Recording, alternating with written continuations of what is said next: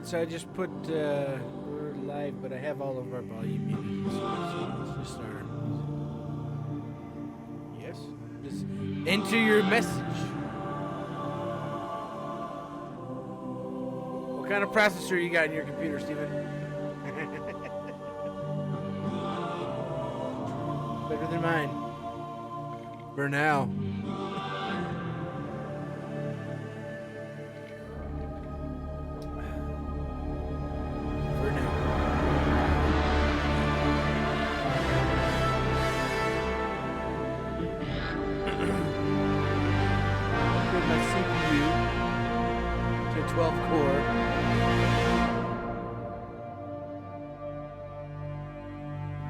Yeah, the whole bag.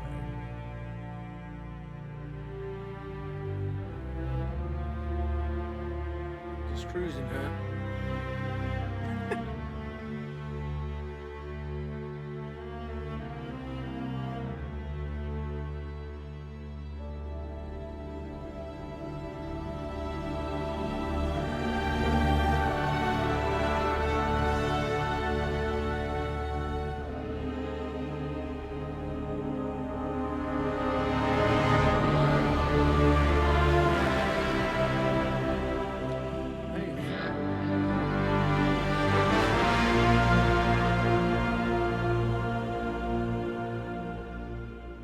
Yep.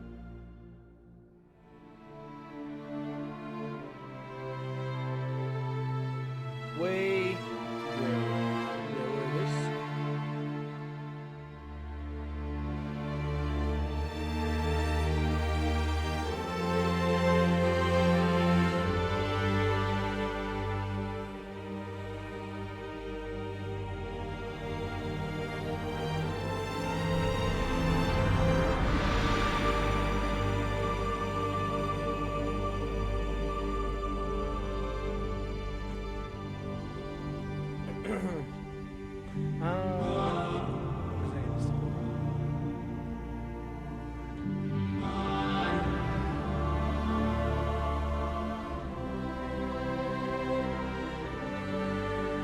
So the Shaper Storms are really easy now.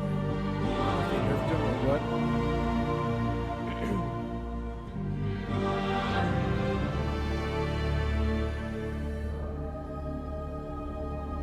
Well, like, because I can solo.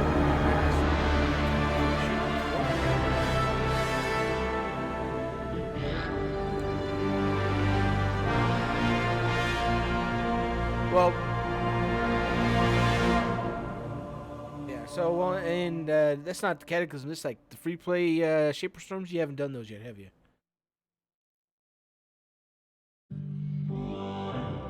Yeah, so it's really easy.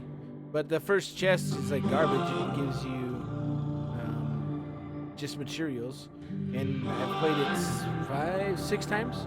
And it's the exact same boss every time. Even though Ben, since we're not allowed back to say this. No, Chris is the other guy. Ben's the guy who said it was RNG. Yeah, no, the boss. The boss within the Shapers. They're supposed to be. It's supposed to be what type of beast? No. What do they call like the higher beasts that just spawn? Apex, yeah. It's supposed to be an apex creature, but I get the exact same creature every single time, and he's like, "Oh, maybe it's just higher." Yeah, no. Maybe it's just balanced higher, a little bit too high, and it's like. We're shooting 6 out of 6 right now, so.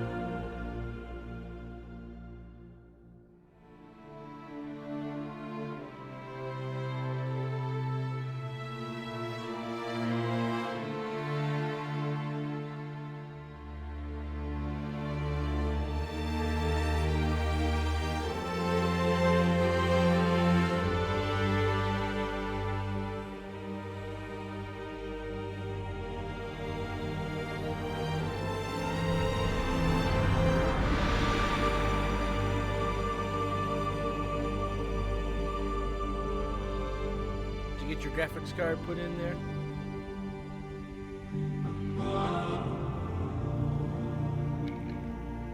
You're not playing Anthem on it yet?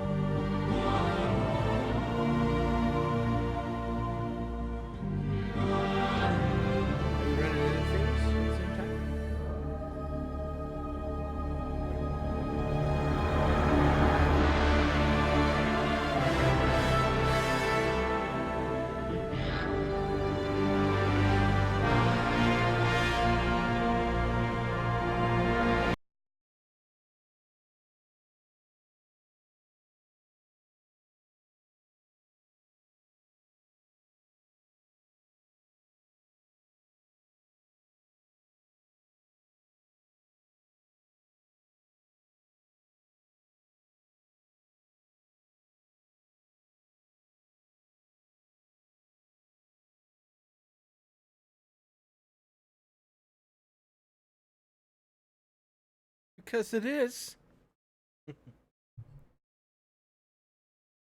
Codex podcast, the longest running Anthem podcast in the universe. And it's pretty awesome that we made it this long, that we just keep going despite the echo chamber of positivity that we have going on here. Because all we ever say is good things about Anthem. Never bring up the negative, never bring up the good feedback. All it is saying, hey guys, this is awesome, and we're just going to keep playing that. That's what we do here on the Freelancer Codex podcast. We are today on episode 92, we have a special guest with us. If you are watching live on YouTube, you can see that Wade from Mulehorn Gaming is here with us today. So Wade, welcome. We're glad to have you on the Freelancer Codex podcast. And so we got to meet up at E3. E3? Yeah, we were at EA Play 2019. It's the first time we met. We've talked a couple times before on the interwebs, and mutual friend of the show, Lupo, has said a lot of terrible things about you. It's true. So we figured we would. He's always like, "Wow, you're gonna do that? You shouldn't." That Lupo guy. So we figured we'd have you on the show to see if what Lupo said was true. So far, it's proven correct. You're a terrible person, but we're glad to have you here on the show. We really appreciate it. So we're also here with Devon and JD, but they're not as important. Mike is actually gone on vacation. He actually went back to Disneyland. So after EA Play, we spent the day there. He's like, man, I got to go back. So he went back in a week, and he's been there, Star Wars land, just enjoying all the time that he spent there. So he's kind of being a jerk, and we're holding down the fort while he is off doing that fun stuff. So good for you, Mike. Good for you. So Wade, I would like you to tell all of our fantastic listeners like what you do. Tell us about the shed. Tell us about how you got started in content creation, why you guys picked Anthem to cover an Anthem, and all that fun stuff. So do you want the long version? Because I can give you the long version. It's a little lengthy, but let's start long, and then we'll tell you to be quiet if we need to. All right. So I guess I should start with the most obvious, which is people are like, what's a Mulehorn? I always get that. They're like, where'd you get that name? And it actually goes way, way back. I have an older brother and younger sister, but me and my brother kind of grew up where we played video games, and we started on a Tandy 1000. And one of the first games we ever played was Ultima. Now, I don't know if you guys have ever played it, but I have, yes. So I grew up in a farm in West Texas, and so we didn't have much else to do besides eat dirt because it was always dusty and play video games, So we played Ultima, and we had to figure out a character name, and we're like, oh, what's kind of cool medieval looking dude? Well, they always have horns. Let's just do Mulehorn. So that's where the name came from. And how everything started, man, it's kind of a weird story, but my wife, and she works for them now, but friends of ours got on Shark Tank, and they got a deal with Barbara. My wife starts working for them, so I start listening to a lot of the business advice that Barbara gives out. And one of the things she always says is start something that you love, start with a hobby or something you love, and see if you can turn it into a business and see where it goes from there. If it doesn't work, you're still going to be doing something you love. And I always just found, and you guys probably know this because you play on console as well, but we'd be in party chats, playing games, and just hamming it up and having a good time. Mm-hmm. And it's man, why don't we do a podcast and just put this out there? It's so fun. And that's where it kind of started. Our first few episodes were rough. We didn't even have I think that's everybody who makes a podcast, or I Yeah. mean, Yeah, their first few episodes, they didn't have me, so it was a little Yeah. better We then. might go back to those No. you're fired. Yeah. Yeah, man. It's like it was just a lot of fun, and we learned along the way. We didn't really even give our podcast a name. We just called it the Mulehorn Gaming Podcast, and it wasn't until maybe last year we actually named it the Analog Assault Podcast. But the podcast grew. It grew into a website. We're finally getting into things like YouTube and a few other things like that, and it's taken us to Gamescom. It's PAX, EA Play, beating you guys, and it's been pretty awesome, man. It's been a fun ride, and I can't wait to see where it goes from here. And the fun thing about content creation and just starting a podcast, I mean, podcasts are pretty simple to get started. Yeah. Like all you need is, you don't even need like the best equipment, right? You just need a computer, you need a microphone, and I think the main thing you need is just like the drive to be like, hey, we're going to do this and we're going to be consistent, because tons of podcasts start every week. Every day there's another podcast. When Anthem was starting up, it seemed like every week there was a new one. And it's great that people like have the drive, have the desire to do that, but it's like, you know what, just stick with it. Don't feel bad because no one's listening. Like people will eventually listen. If you put out content and you do it consistently, people will find you. And I think that's kind of a hard thing, that when people do start, they just kind of stop because they're like, well, no one's listening. It's like, well, don't go with the expectation that you're going to blow up the internet in the first couple months Overnight that you do a success. podcast. It's a grind, man. It is a grind. And if you're in it for the reason to like be internet famous, I don't think that's going to work out for you.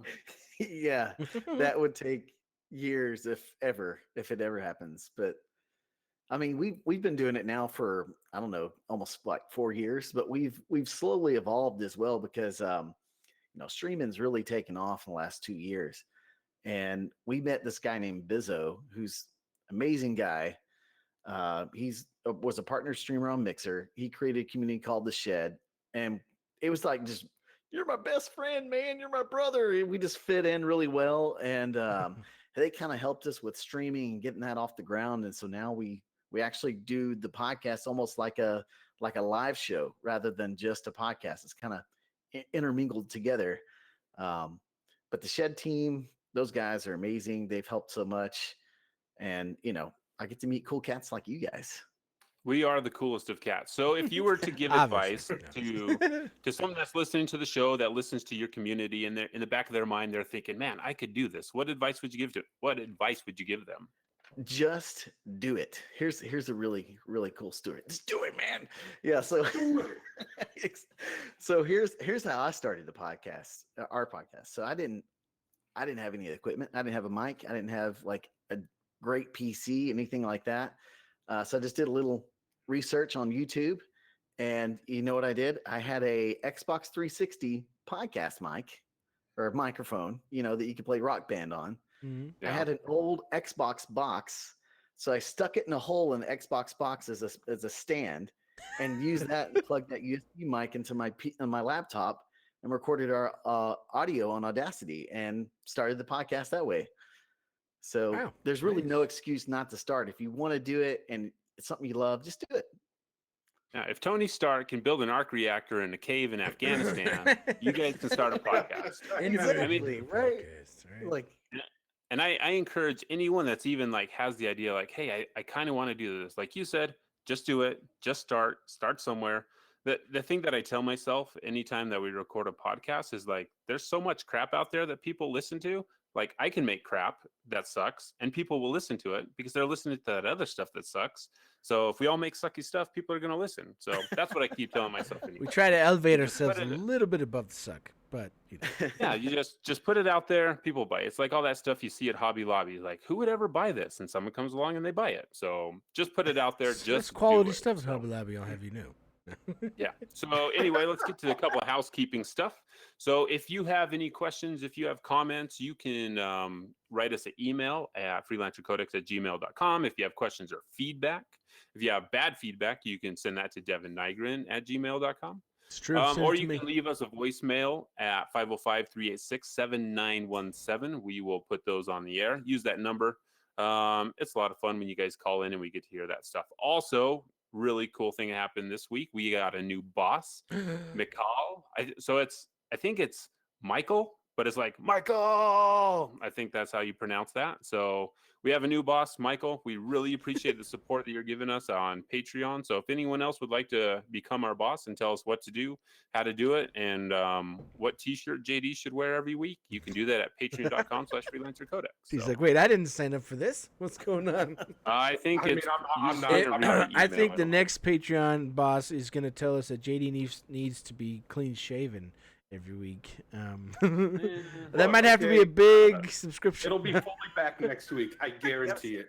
Where's the beards, guys? You need some beards. Did you see I lost JD? a You should bet. see last week. JD was completely almost clean shaven, and it was like the weirdest thing ever. I lost an MK11 at a party, and I lost a bet, and yeah, the beard was shaved for the first time in like 2 years. So Julia says JD will have to wear an anime cat girl shirt every time. Ooh, I like it.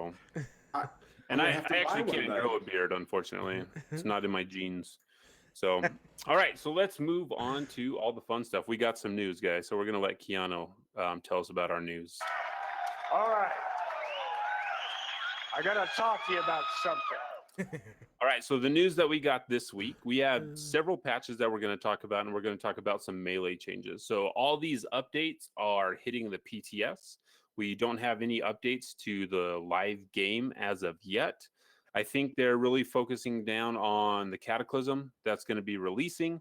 And then all those updates that are going to be applied to the Cataclysm will be applied to the live service game at the same time. So unfortunately, for all the console users, you're not going to have a lot of these updates, I don't think, for quite a while. Because I'm guessing Until the Cataclysm this comes stuff, until the Cataclysm comes out, I'm guessing the first 2 weeks are going to start towards the end of July.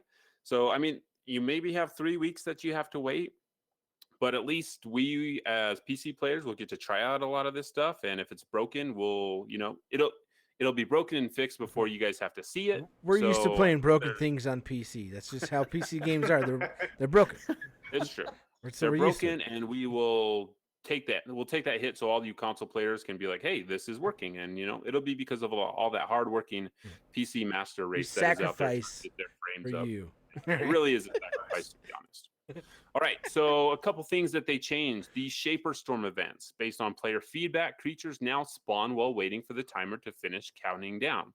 So currently, for you console players that don't have access to the PTS, there is an event that is scattered around free play, where there's a giant crystal out there in a certain area of the map. I don't remember off the top of my head what area of the map it is, but there's a giant crystal. It's probably about like 100 it's in feet multiple tall. parts, right? So it's not just a crystal. It's a crystal, and above it there's a Shaper Storm. I'm going to call it a Shaper Storm. It's a Shaper Storm event. Yeah. So those are on a 20-minute cooldown. So two of them will spawn. Well, one of them will spawn, and then you have 20 minutes until you can actually get into that thing. So you kind of fly around. You can do a couple things waiting for that event to happen. And then once it happens, you can jump in there. Previously, there were no enemies around. So once you killed all the enemies, it was just, hey, I guess I'm going to go do something for 20 minutes. Now they have chimeras and elementals that'll continuously spawn in this area. So at least you have something to do. Yeah. From my experience, they don't drop loot. They just drop health and ammo packs. So I don't know how big of a difference that change will actually be. I can tell you, right? Since I played it a lot yesterday, several times. So I mean, it gives you something to do, but they don't really drop anything. It was kind of just like it was fun for a few minutes, but when you're hanging out for like 10 minutes and just constantly shooting wave after wave and getting nothing and nothing happens, it gets a little old after a little bit. But if it I'm sure it once the Cataclysm comes out, it'll work towards goals and progressions of like killing that specific enemy types, the elementals and that kind of stuff. So then it'll be fine. But right now you're just killing enemies waves and waves, and then sometimes crystals will pop up, and you have to destroy the crystals, and then different enemies will show up, and but most of the time I just found because I was doing a bunch of that yesterday after I was going through the Cataclysm.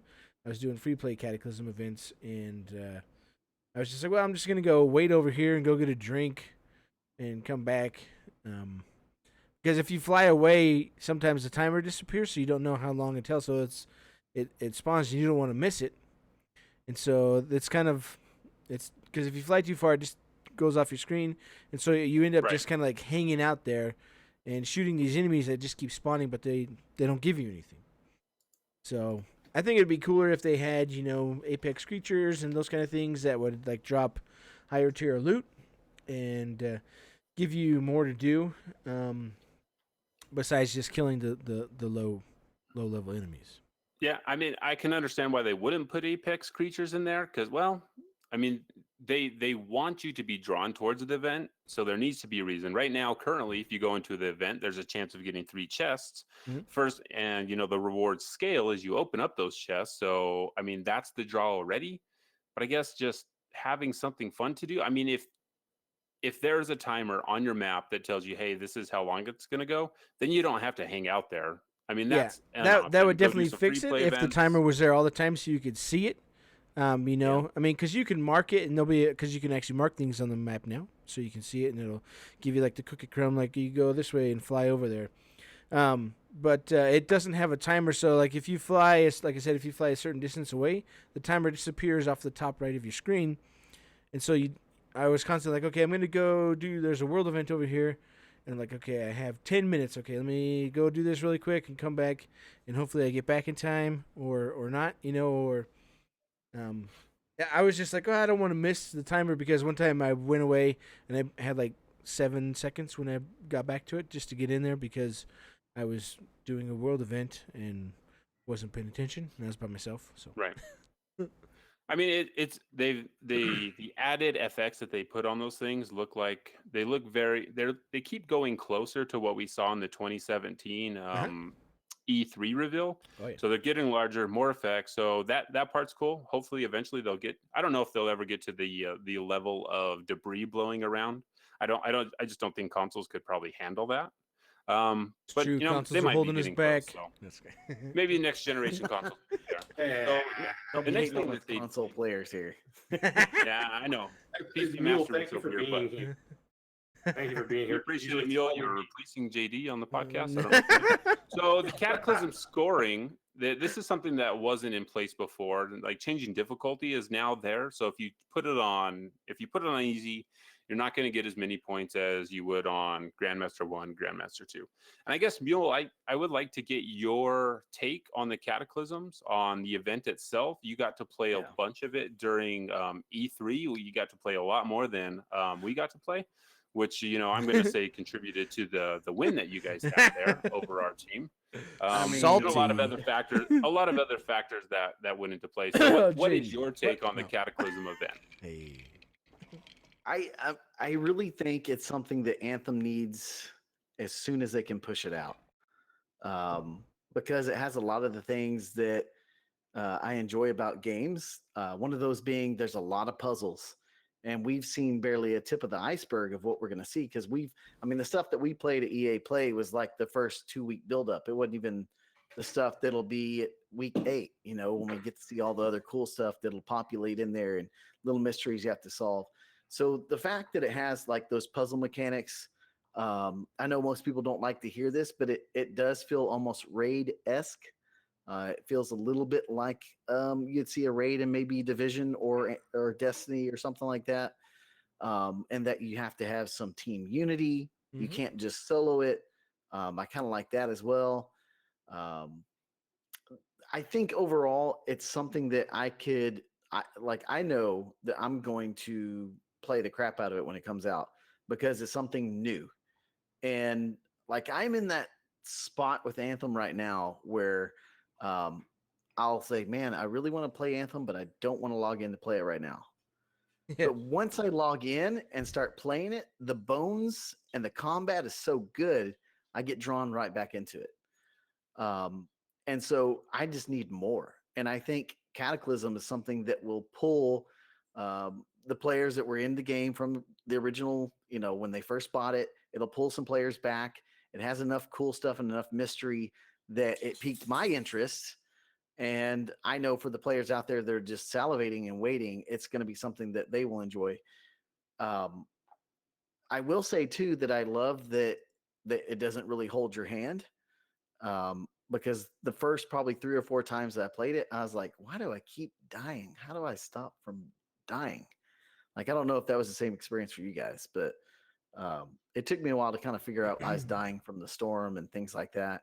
But overall, I think it's something very much needed, and I think it's needed sooner than later. Like you were saying earlier, Steve, if it's the end of July,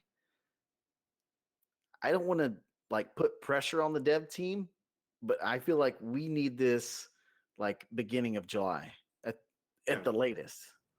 No, mean, I was saying something similar last week, because while the PC players have the PTS with which to experience that new content on a more regular, albeit kind of buggy basis, the fact is that the console players don't have a lot to chew on at the moment.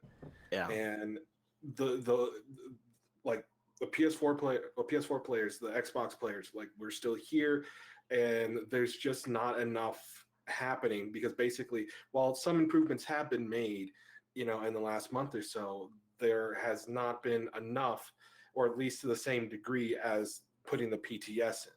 Like, we don't have the same amount to chew on. And I've been playing the last couple of days, just trying to see, like, I've been trying to get more legendaries, trying to do a few other things as well. And again, once you start playing, it pulls you back in because it's just so much fun.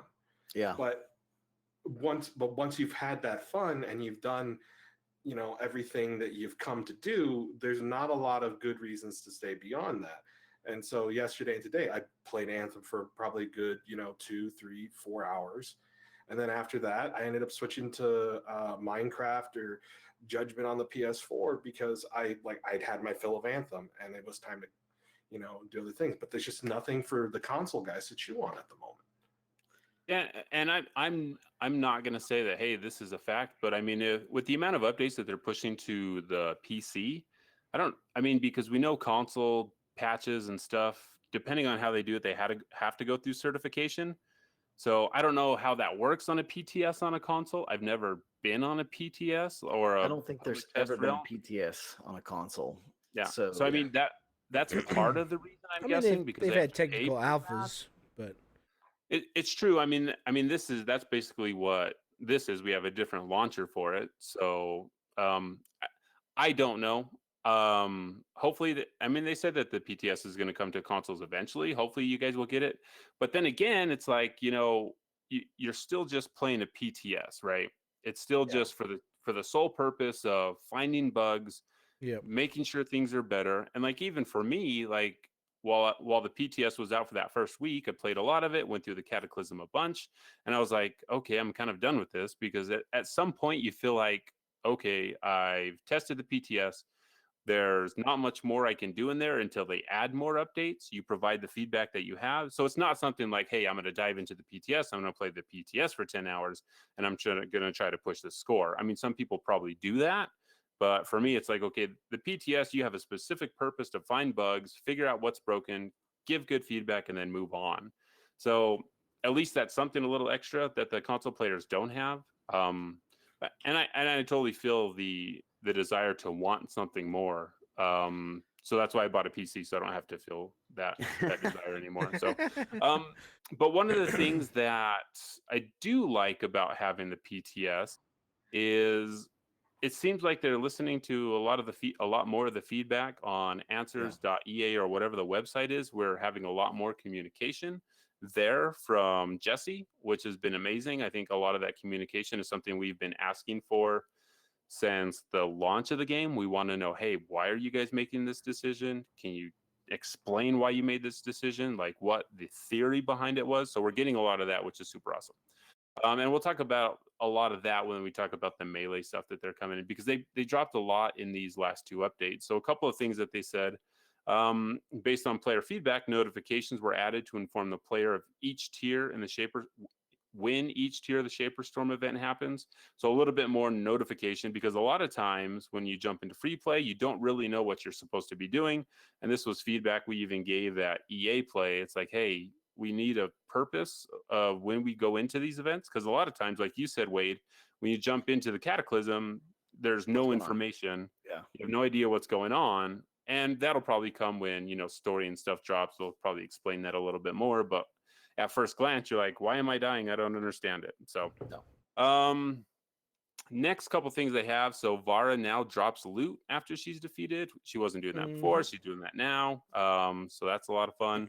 And then they lower the difficulties of the Valkyries and the story missions. And JD, Wade, did you guys get to play the story missions at all while you guys were at EA Play?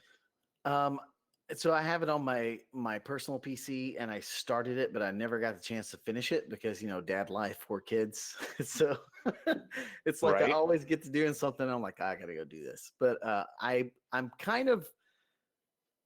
at that weird spot too with the PTS where I want to play it and I want to see it, but I also don't want to see it because I want to play it when it comes out, and I don't want to feel too burned out when it comes out. So I'm like in that weird seesaw of, I want to go see what happens. I'm going to go watch this YouTube, but what it is. It's really good, but part of me like, I want to wait, it's like, I'm 100% feel you on that, because you do. It's like, if I do this now, when it comes out, it's like, it's not going to be new. It's not going to be special. And it's just going to feel like I've already done this. Right. Right. So, I mean, and that's a hard feeling to get over. That's why generally when PTSs come out for games, I'm like, I'll probably just wait for the live version. But then it's like, well, if you cover Anthem, how do you ignore that, right? You kind of have to be able to get in there and talk about it. So you have to sacrifice for your community. So we're sacrificing all these story spoilers for everyone out there listening. Do it for you guys. Definitely enjoyable. I enjoy the PTS. Do it for the kids. So the next thing that they did, they also released another patch on the 25th. A lot of the same things that they talked about from the 21st were in here. So we'll just kind of break down a couple things in here. Also, if you are playing on PC, don't forget to fill out the surveys that they put out. They're looking for some specific feedback on some things so that they have those in those surveys. So fill out the surveys, provide your feedback, and let's help to make Anthem the game that we all want it to be. But we're an echo chamber of positivity, so this game is fantastic. Don't change anything. Don't change anything. They put in their PTS their seasonal store, but currently there's nothing in there except for shards. So if you go in there, you can buy a large shard for the cost of 1,000 small shards, and then you can buy a component. What were they called, Devon? It's the items that they had for sale in there. I'm blanking on the name. The support gear. So you can buy support gear for 1 large shard and 1,000 small shards. I don't know if any of these numbers are final. There's nothing else in there that gives us a basis of what you can get. It does seem like a lot. I don't know, Devon. You probably have a lot of shards though, because you've been going in. You've been playing a lot like 1,400 shards. So dang, dude. And that's just from exploring. That's not even from completing. That's just from exploring and not really doing anything. And are we talking like when you guys say shards, like it's a new economy that comes with the Cataclysm. Oh, okay. I was like, because I was thinking like the premium currency shards. Oh no, so this isn't anything that you have to buy. I will pull it up and I'll figure out the exact names for them. So they're crystals. So you can find minor crystals and major crystals. So it's kind of weird in that store, unless these are just placeholders, that you would be able to buy minor crystals, because the cost on there says 1 major crystal. So I'm guessing this is all just placeholder stuff and it doesn't mean anything right now.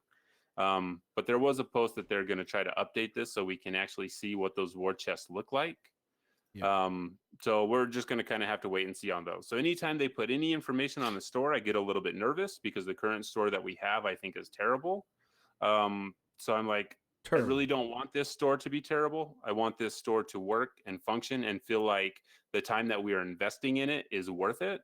Because if the time invested is not worth it, I think that'll be the one thing that actually kills the Cataclysm for a majority of players. If you feel like you can't get the gear that you want or the items that you want, it can be the best content that's ever been released, but if you feel like you're wasting your time and not getting that currency, then it just kind of kills everything, right? Hate to be the Debbie Downer on that, but it's got to work. It's all has to work as a cohesive unit. If one of those spokes is off, the bike falls over or something. I don't know. There's some saying about that. Yeah. Okay. So next couple things, like the Shaper Storm events, they added a lot of visual effects. Creatures now spawn while they're waiting. They did a lot of updates to Vera now. Previously, Vera would just kind of stand there and teleport around. Now we've got a lot of animations. We've got some visual effects that she has around her now. So that fight is becoming more and more dynamic. She actually has phases of different things that she's doing now. And those things are going to continue to change, going to continue to evolve. So even if you had jumped into the PTS previously and you're like, hey, I've seen everything that I need to see, they've added a lot to it. They've added all the story missions that are going to be in this update. We'll talk about those a little bit later. We'll do that without spoilers. Unless we do spoil it, then we'll put a big notification and say, hey, we're going to spoil the story stuff, because I think there's a lot of cool stuff to talk about in there. Melee attacks. Let's go ahead and talk about melee attacks. So we have new melee weapons that they put into the game. I don't know if Wade and JD, you guys have been able to try these out, but Devon and I have been able to go in, and Devon, comparing, because your plays the Interceptor uses melee all the time. How do they compare from what you had previously? So now that they actually have a full melee system that actually matters, so that was the first thing. Like after this update, before I saw Jesse's post that actually explained, that the item level actually takes into effect for how much damage you're doing with your melee. I was like, man, the PTS last week, I was just absolutely destroying people with melee, and now I was like garbage with melee. But that's because I had a low level. I just had like an epic in there right now for my melee weapon. Right now, I've only seen two different types. One's just a straight up damage, and then one's does acid plus damage. The straight up damage one, so the whole thing still again is, green versus red bars, and what actually matters, what doesn't matter, because I can go into like an acid one, and that only does like 91 damage, but it also does like 25% acid damage, which doesn't give you stats, right? It doesn't say if it's better or worse than the regular melee one, which does 900 damage. So just from the damage output, the regular one looks way better, right? But when I test it, the acid one does way more damage because it does the 25% acid damage. So and it has the debuff to all damage after that. Yeah, and so it's like their green and red bars still don't make sense and don't work, because we're used to seeing, okay, the majority of these things are all green. That should mean this is way better than this other one, which only has one green bar, and that's not working properly. Or the visual cues that people are used to aren't working properly, or they're not being taken into account. I would say. It's either that, or we're just not seeing the full picture because we don't have a stat sheet, right? Yeah, well, I think that's the biggest thing is the stat sheet that would really help that, because like in Diablo, you can have things that are good, but you can see the actual effect on the stats with everything that's combined there. So, yeah, I think that, again, that's a big thing that they're missing and a big problem, because you can't really create. I mean, we have to go do our own trial and error and our own testing, to figure out what build actually works and what does more damage. So. Yeah, and it's a problem because a lot of games, they automate that for you, and that's kind of what we've come to expect from an RPG. So when you don't have it, it just kind of leaves you scratching the head like, come on, guys, this is an RPG. This is something that is kind of standard in every other RPG we've ever played, even in the games that you've made previously. So, and I understand that, hey, they didn't have a lot of time. That was something that got pushed to the back burner, but I think we need that sooner rather than later. And it's something that they have talked about that they are working on. So hopefully they get that thing ironed out, and maybe it comes with the Cataclysm. Maybe it comes after the Cataclysm. I don't know, but it needs to come sooner. Yeah, but the melee can be, with their new system, can be way better than what it is now. And I think you're going to read over that or talk about that Yeah, we can talk about the melee system now, and then we can go back to all these updates. So this is from Jesse, Derek Kaz. I don't even know how to say that. I always say Derek Hose in my head, but whatever that means, Jesse. We'll just call him Jesse. Okay, so they made some changes on the PTS to the way melee damage is calculated. I chatted with some of the team, and they were able to give me a very detailed breakdown on these changes, so that you all can better understand the intent as you provide feedback. Below is that breakdown, and like just that line of like, hey guys, we want you to be able to give us better feedback, so let's give you this information. It's like, hey, that's like a novel idea that we've been talking about forever. Anyway, enough about that. So melee damage changes. Previously, melee damage started at a base value, then automatically increased in power based on the average gear score of the player. So this is one of the reasons why so many players were able to get insane ultimate damage numbers and melee damage numbers, because it was based on your average gear score. That's why when you removed your support slot, your average went up because everything was at 75 instead of being brought down by a epic support gear. So everyone would do that. Your melee ultimate damage would go up because they scaled with your average number. All right. So they changed that. So let's see. This had the effect of emulating an item of the average rarity. And so let me see. I'm going to skip all that. This means that if players want to get their Nope, I skipped it. I lost it. Okay, now that melee is its own actual item, it no longer uses the automatic scaling, but uses actual real scaling for the item and the bonuses that occur on that item. This means that if players want to get their melee damage back to what it was, they need to get a melee weapon of the appropriate rarity with similar inscription rolls. However, because it's an actual item now, there's a much higher ceiling potential than there was previously, as our assumed inscription bonuses are in the middle of the possible bonus range to the math for examples. And they go over a lot of math that, at the old system, they were able to do, if your ranger was a level 30 legendary ranger or like 825 gear score, you could do 33,000 damage per hit. But on the new system, you're able to push that a little bit higher to like 39,000 damage per melee hit, which is, that's kind of a big difference. Not only that, it kind of adds more variety to the builds you can have. It gives you more options to select the things that you actually want to select. So the more options we have, and I've always said this, like, hey, give us more options. So this is another gear piece that we're getting, something that they can improve in the future. Hey, maybe they change it from just being like a mace to a hammer. So there's a lot of things that they can do with the melee item slot that we have now. So I think overall, this is a net win for the player. This isn't something like, hey, they're nerfing everything. It's just something more that we're going to have to grind for. More builds are going to be possible for melee builds. So, overall, I think the melee stuff is awesome. I think it's probably going to be the best for the interceptors because they have the best melee builds out there currently. Mm-hmm. So with this new system, does this excite you guys at all? Or is this just like, oh, I think if Mike were here, he'd be like, I don't want to track another thing. But does this excite you guys? Yeah. It does for me, right? So, my whole thing, though, is like I kept trying to play yesterday to get higher level, melee items, but I was still just stuck at epic. So I don't know if that's actually in the PTS yet or not. Obviously, the more slots they have, the less likely you are to get the piece that you're looking for, right? Because there's all these other places where things can drop, and so it's tough when you have masterwork or legendary for everything else, and then you have this one epic that is bringing you down and is not really helping to enhance your build. But so like right now my build is really focused on weapons in the PTS because my melee is in such bad shape. But right.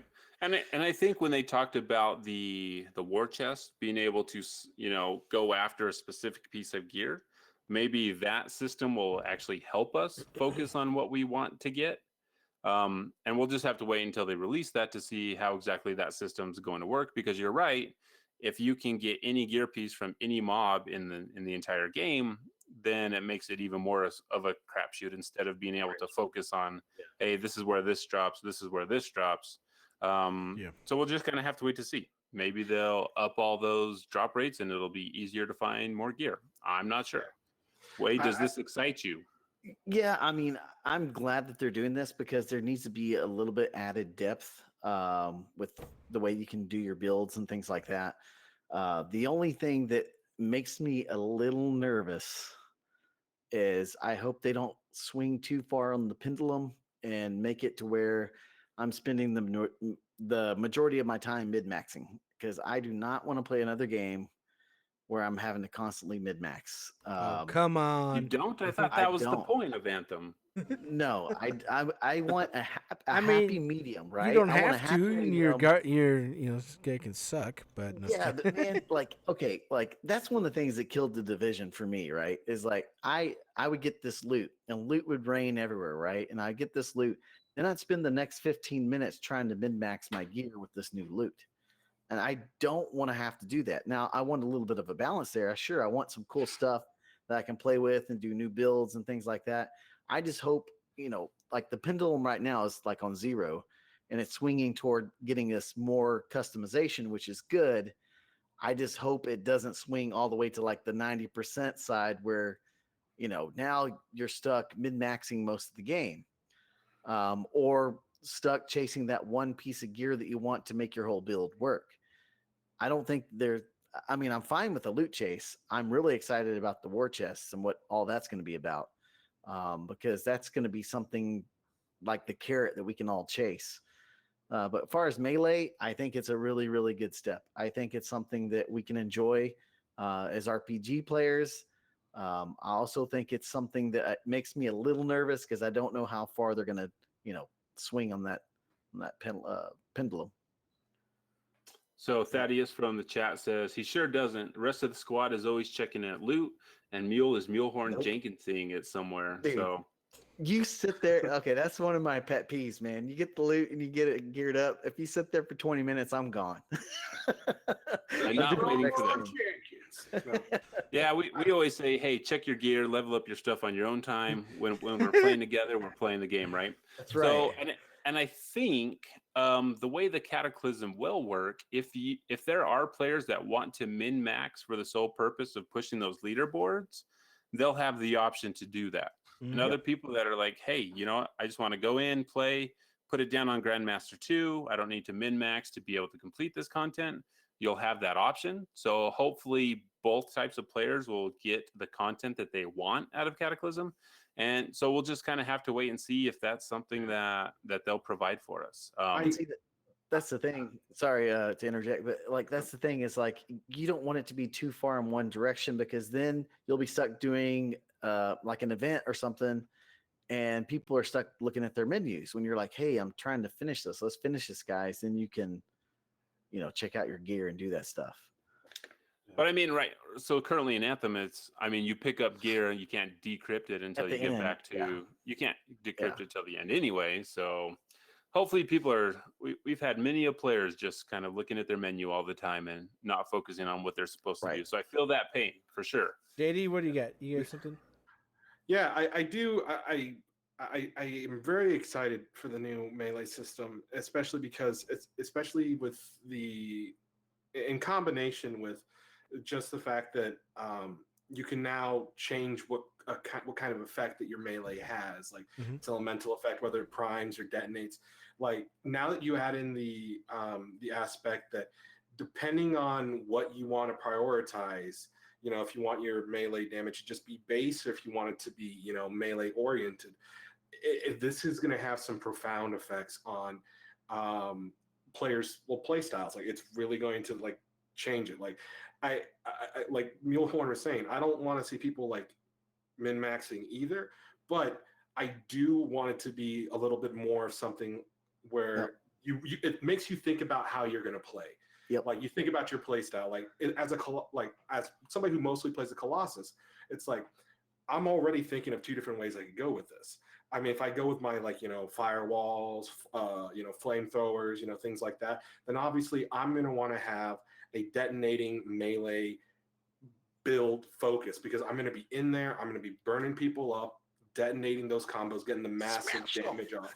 Yeah, but if I just want to go with base damage and I don't want to prioritize melee so much, maybe I want to go full artillery. Have the burst mortar or the rail gun or something like that, where I'm detonating combos from afar or priming things. Like it's going to have a big effect on how people play, and I think this is really a great step in the right direction. And I'm glad they articulated the information to us in the way they did. So I just need some clarification, because you said you don't want people min-maxing. Are you guys just saying you don't want them doing it while you're playing like a specific event, or because like I just want to min-max all the days? Control the ebb and flow of the game, where it's like. Well, I think Anthem already does that for you, right? So it avoids that problem, because you can't equip new gear while you're out playing, right? I mean, you can equip stuff that you have. And you can change things, but only to a certain extent. So you can't kind of do the same thing where, like you do in the Division or Destiny, when you get new gear and you're like, oh, let me swap this stuff out. Or, you're going on a new raid and your friend's like, hey, I got these cool new weapons, that aren't leveled up, and I'm going to try them out. So if I could provide an answer, JD, yes. I think what it is for me, at least, is that I want min-maxing to be possible, but not necessary to participate in like just everyday play, or at least in some of the more challenging content. I can understand it being necessary for like the absolute highest tier of activities and things like that, but I don't want it to be necessary to like a good example of this is like how things kind of got in Destiny before I stopped playing, which was after Destiny 2 came out, but before any of I think shortly after the first expansion came out, where it was basically like, if you didn't have certain guns, if you didn't have certain things as a certain class, people just didn't even want to play with you. Yeah. And the whole thing is that I don't want to sacrifice the way I like to play just because I'm min-maxing. I like to play the way I like to play, and I want it to be possible. I want to min-max my play style, but I don't want to have to make the optimal best version of the Colossus that could possibly exist in all of the combinations of Colossi just to participate in something. I don't want to have to do that. I would rather be JD as a Colossus. But do you feel like you've had to do that so far at all? Not so far, but the complaint or the statement wasn't in regard to we've had to do that so far. It's we don't want it to go that way, because this is something that if they continue adding more and more details like this, more and more numbers, more and more things to worry about, then the possibility begins to exist. It's not an inevitability, but the possibility begins to exist. And well, it's just a matter of time management for me, because I have 2 hours, 3 hours at the end of every night to play a game. I don't want to spend 30 minutes of that mid-maxing my build when I could be out shooting things and blowing crap up and having fun. That's what it comes down to me. I don't mind it having it a little bit, but I don't want it to be the main focus. You know what I'm saying? Mm-hmm. Yeah, I understand. But do you guys feel like that's kind of where it's going at all? It doesn't have that right now, but where it's going right now, I mean, I don't think it'll be there right now, but I'm just expressing a worry that I don't want it to go that far in that direction. Like a good middle ground, like some detail, some customization, but don't make the main point of it for me to be in the menus. Because the thing that makes Anthem so great is the combat. The combat is just so stinking good. And I want to spend my time enjoying that. Not, oh, here's this gear, here's that gear, here's that gear. Like I said, there's nothing wrong with that, but I don't want it to be the majority of the time I'm playing the game. Yeah. Excellent. 100% agree. All right. Sorry, I had a quick visitor. So next couple things. See, now I have lost my train of thought here. I'm going to bring it back to the train station. Okay, so now I kind of want to focus a little bit on the PTS things that you guys experienced while you were at EA Play, the new stuff that Devon and I have figured out. So there have been a lot of secrets that we've kind of been searching for in the PTS. There's a ton of platforms that help you get around more, and I think if people really want to get good at the PTS, instead of just having like the most optimal builds like you guys were talking about, I think you're really going to have to master the play space that the Cataclysm is. knowing where all the orbs are that extend your time, knowing where the teleporters are, where they go, because otherwise it's actually really hard to get around without dying to the storm. Um, I mean, okay, fine. So Devon, for some reason, I don't know how this happened or what's going on. Oh boy. Interceptor Devon has master this race. Devon has a bug where his interceptor will not die to the storm, like at all. Yeah. Because they're the Like, best. Yeah. And so I was like, hey, give me your build and I'll do the same thing. So equip the same items, same components, everything, and my guy dies. I don't get it. I don't understand why. And even like after Devon does like a complete reinstall of the game, like still the same bug is happening, and I don't understand why it's happening for you. It makes no sense. But it also makes it a lot easier for you to discover all this stuff because you can fly around for 15 minutes without dying at all. But if you're anyone else, apparently, it takes a really long time. Just got to get good, Steven. Around. Get good, son. Well, Okay. and maybe I won't ever get to that point, but so I keep dying, keep having to wait 30 seconds to respawn, which is terrible. It takes a lot of time. But being able to learn the area, figure out where things are, where all the secrets are, figuring out how to open up the layer of the Grabbit King, that kind of stuff is a lot of fun. But after I felt like, okay, I've done this enough, I think I've marked everything, the latest patch, they added all kinds of new stuff that we don't even know what it does yet. So they move some things around. All of a sudden, there's like 20 echoes around Vera. We don't know what those echoes are for. We don't know what those echoes do. There's plates, there's bowls that have question marks around them. It's like there's so many extra things that they're still adding that in order to push that leaderboard, I think you're really going to have to master the island more you're than gonna have just, to spend hey, a lot I of have the time out best there. gear. In those 6 weeks that it's gonna be open, you're gonna have to spend a lot of time, or you're gonna have to watch other people and figure out what they're doing. And that's also the frustrating part with the PTS because, okay, it's here now, but what is it? Is it even there? Are they just screwing with us? Are they, it's like, why is this here? Is it going to be there the next time they do an update? Because, things that are there now weren't there before, like Steven said, and they're adding more as they go. So I think that'll be kind of the cool thing once it actually comes out, to see, okay, hey, like we have a map, we're marking everything, lots of people are kind of doing this where they're creating a map of where everything is.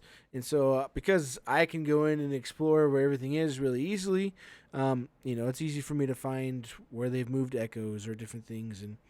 And so it's still a lot of fun. It's a lot of fun going around and seeing it. But I think for me, that's going to be one of the key things is to see how, is it really going to be a lot different, when it comes out at full release, or is it going to be the same, which is, it'll be a little disappointing if it's 100% the same if they give us all the secrets, right?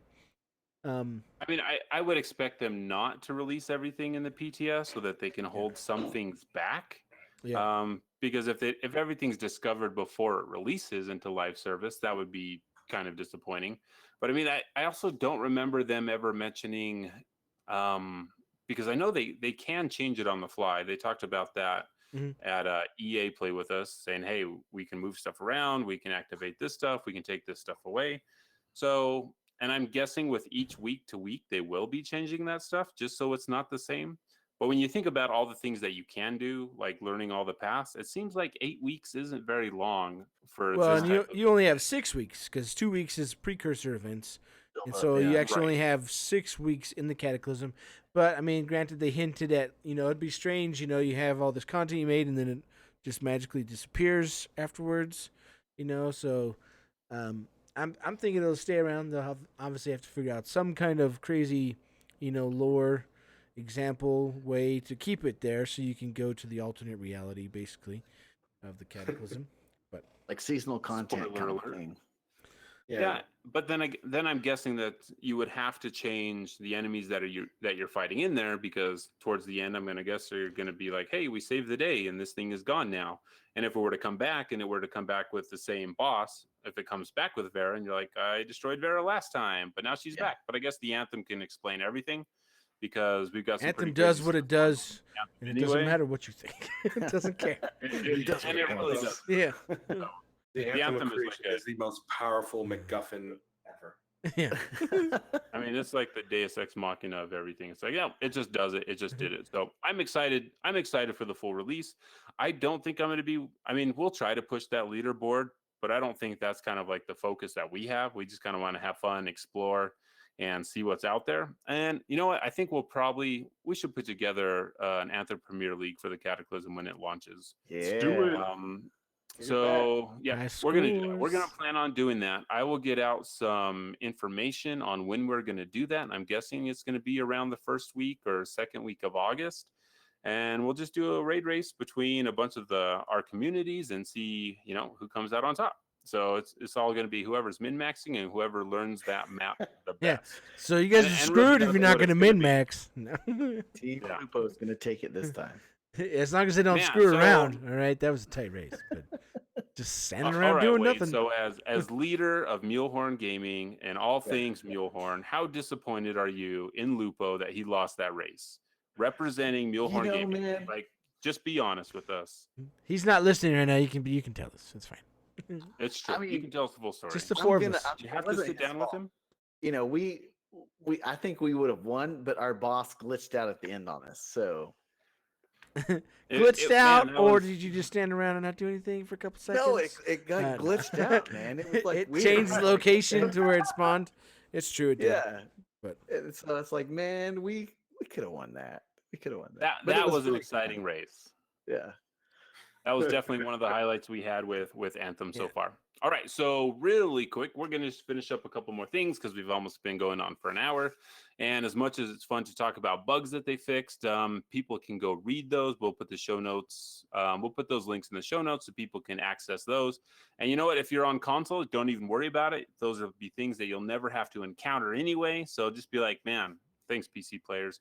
You did your job for us. All right, so really quick, I want to talk about the cinematics, but I'm going to do it without spoilers. There are a couple new missions in the Cataclysm update that they put out, and I want to talk about, just the animation, the cinematics themselves.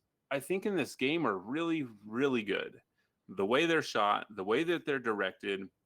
The one at the end of the Cataclysm main storyline is super creepy. There's some things that happen that just kind of give you this tone of like the Anthem really can Just- do anything, Just and we making have, it like, worse for no everybody control. who doesn't get to play. You're like, what?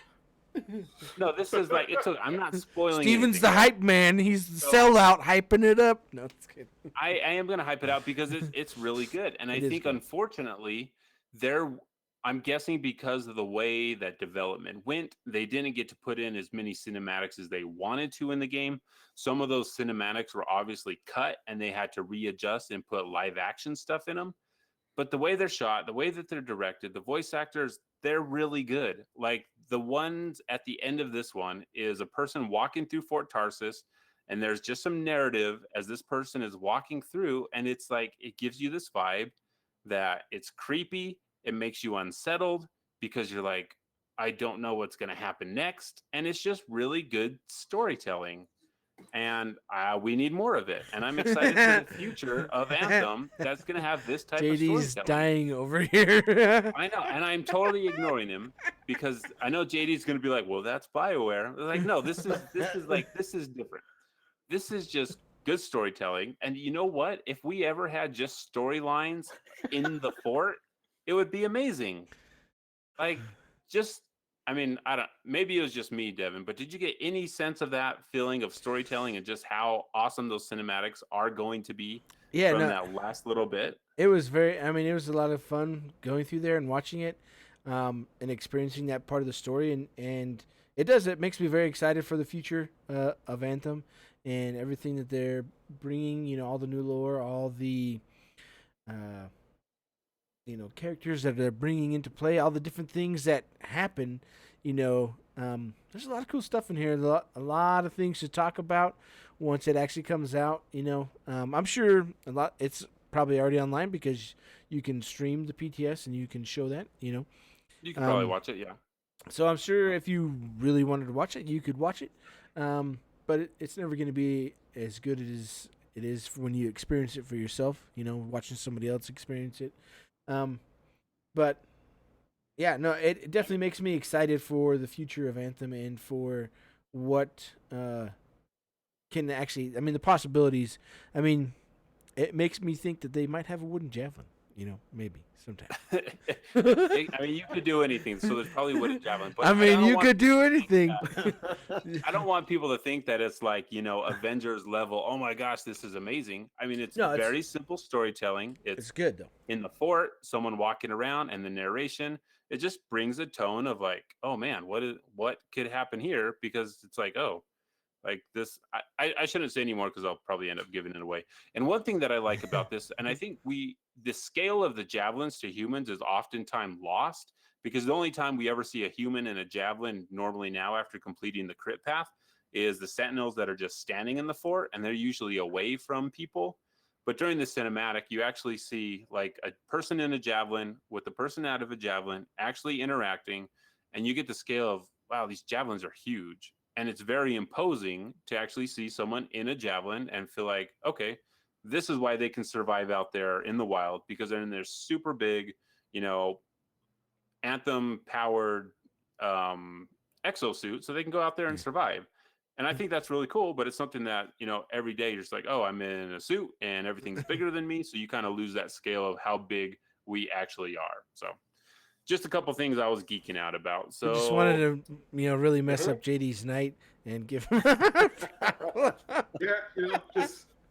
Just mess my stuff up, man. I don't even care. It's like I gotta buy that new graphics card right now. It's like, You'll what's be that? all right. What's that new egg? It costs like $163 for a 1050. Okay. Yeah, that's not going to be enough. You're gonna. I mean, it's enough. It'll work, but anyway, Yeah, anyway. But will it work? but will it run Anthem on Ultra? All right, real quick. We're going to end with this because JD had some homework. JD, did you do your homework? I attempted to. Oh, all right. What did you find out?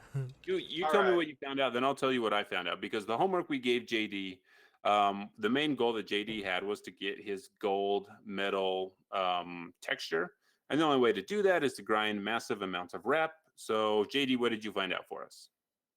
So, what I found out while playing, at least during my attempts yesterday, was that you can gain reputation in quite a few ways, but the most consistent ones in terms of the numbers seems to be the legendary contracts, which, depending on difficulty, tends to give about like 200 or 300, or at least based off of the very like not super detailed math that I was doing.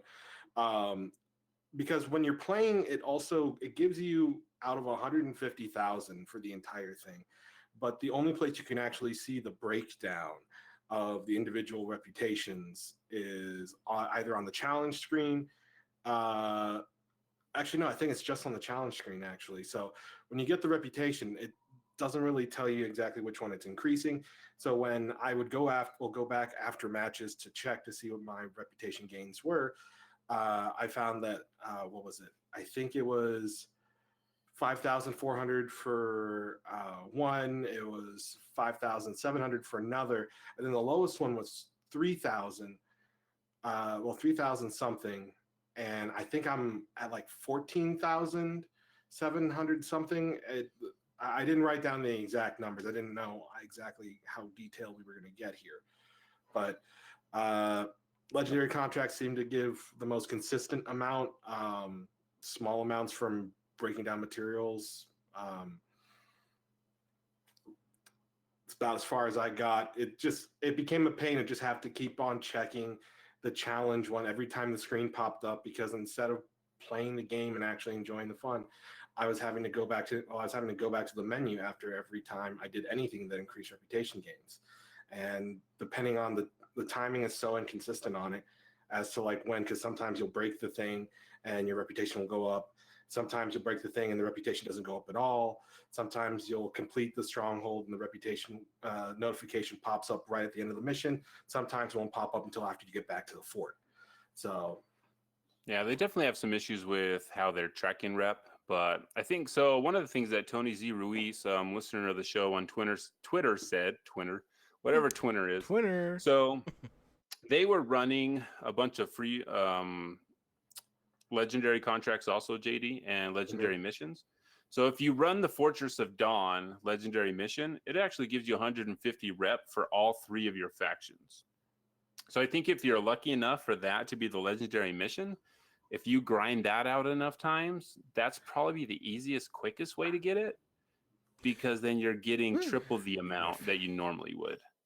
So this is something to watch out for, because this is something I still have to do that I have zero desire to do, because I really don't want to grind that much rep.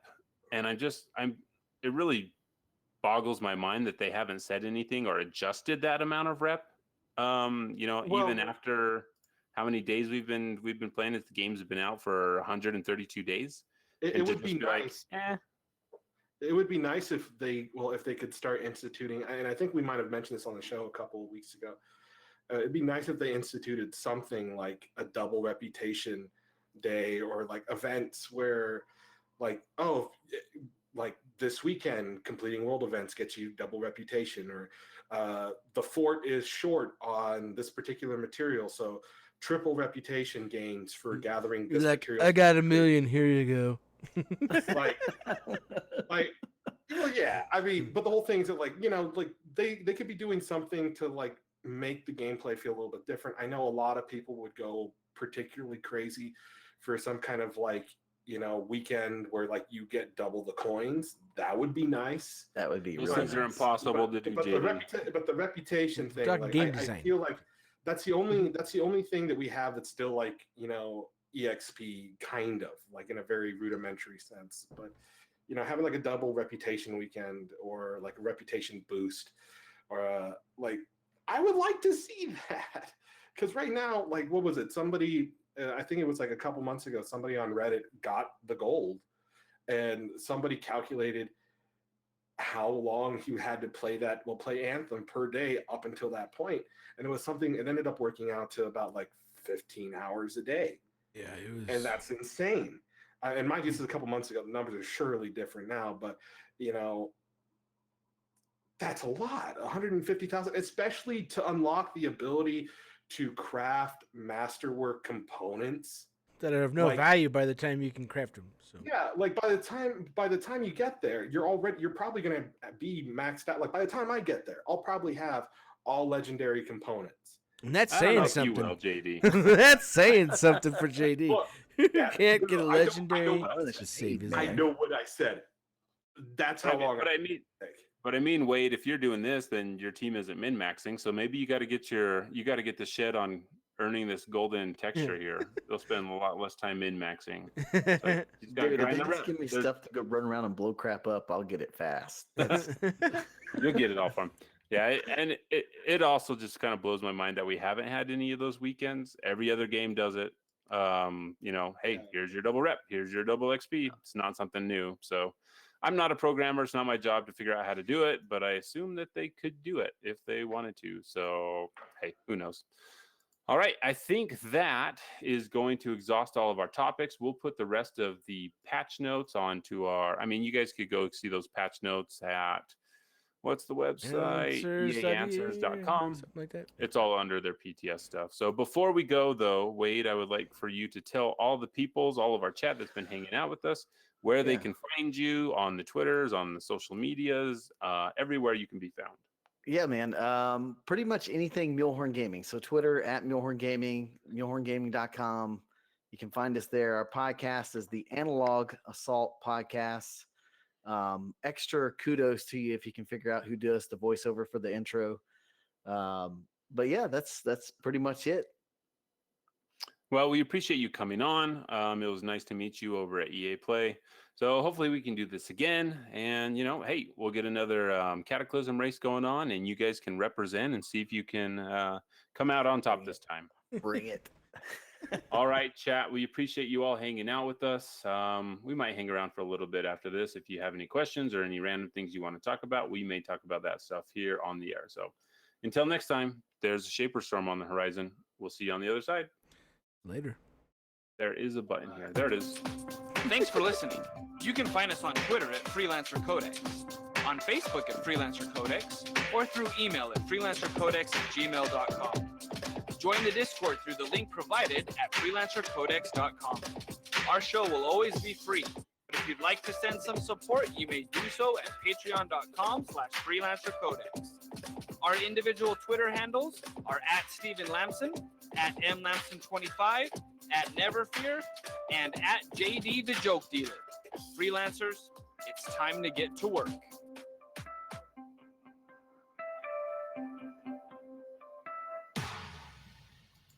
All right, Devon, I stopped our recording, but we can leave YouTube going for a little bit. All right, chat, I have a question for you. I want to know how many of you are actually buying wraps from the cosmetic store. Can I answer? I'm using shards because I don't have enough coin. I used to. I haven't bought anything in about a month and a half, but Has it been a month since you bought stuff? yeah, it's about a month and a half. Before that, I bought every single thing that came to the store. But That's a lot. That's a lot That's of cash very you were telling. throwing down for that. yeah, it was like $40 a week for like two months or so ish. I mean, when they were talking about, hey, people like the store, it's only because Devon was keeping everything alive. Are you the whale? That's what they call them, right? Yeah. Yeah, Devon is a whale. So Antonio Williams, I bought 2 skins and that's it. Which skins did you buy? Do you remember the names of them? Because I have not bought any of the wraps. I don't think the wraps are very. I bought the one that looks like dirt because it's the closest to the wood in Javelin that I can get. Rusted got one a month ago, or probably a month ago. I like Julius, the one I that's used currently to. on this store. There's actually a really cool one that's been data mined that is white with a bunch of like blood The red one, splatter with the and red eye. streaks across it. Yeah, Okay. I mean, that one actually looks really cool. The rest of them are just kind of like, I guess if you like these colors, that's interesting. But you also can't see. Well, I guess you can go and What do you can mean? You put don't them want to on have like a Javelin galaxy together, all but- over your Javelin? No, I You don't. got stars and sprinkles? So the only I thing love that I buy Possible. all the textures, and that's it. Because I think those are probably worth the most to me because they actually change. Like, hey, I can change the way this looks, and a lot of them actually, they have a pretty significant difference on the actual javelin that you make. But that's the only thing that I really buy in the store. I don't even buy emotes. I don't care about emotes. I like Let's emotes, see. but I just just want figured I'd armor. spend my money on other things. So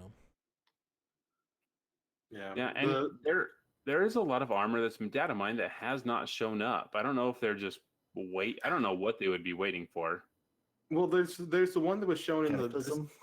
there are armor pieces that were shown in the This Is Anthem video series that still are not in the game. There are armor sets in the game that still haven't been put up in the store, like the helmets on the soldiers from Anthem that show up at the end of the campaign. It like show you the Urgoth, like the one that actually has that cool visor, like on the Ranger.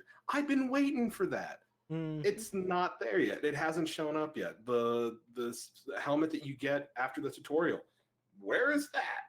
That one's never going to show up. So what armor set are you talking about, JD? Because I don't remember them from This Is Anthem. I thought we've seen everything from that, I thought.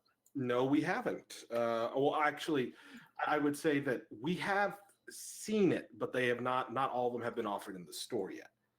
The set that I am talking about in particular, I think is the one that's attached to the visor that I was talking about, and it's a real cool looking visor. I have a picture on my phone. Antonio, how do you have so many coins? You have 158,000 coins still? That's a lot. That is a lot.